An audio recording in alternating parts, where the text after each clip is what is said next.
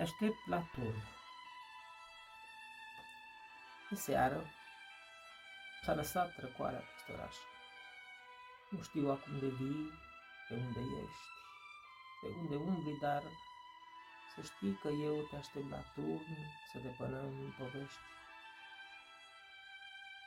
Aici, în locul în care vechii genovezi cu trăirând pe ape se întâlneau, să depene și ei la rândul lor povești din viața lor, de unde hoinăreau.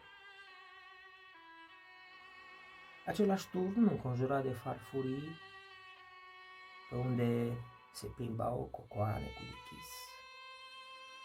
Acum un secol, poate și mai mult. Ori domni cu pălării în gri deschis. Te aștept la turnul vechi cu ceas, în vremul turbul, parcă încremenit, cu acele ce par săgeți de arc, și așteaptă doar să fie zlobozit. A stat de veche odată la hotar, a stat apoi de veche la plimbări,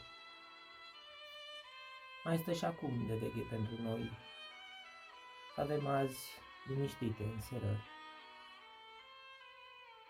Cu turnul stau de veche acum și eu. De vei veni sau de nu vii, nu știu.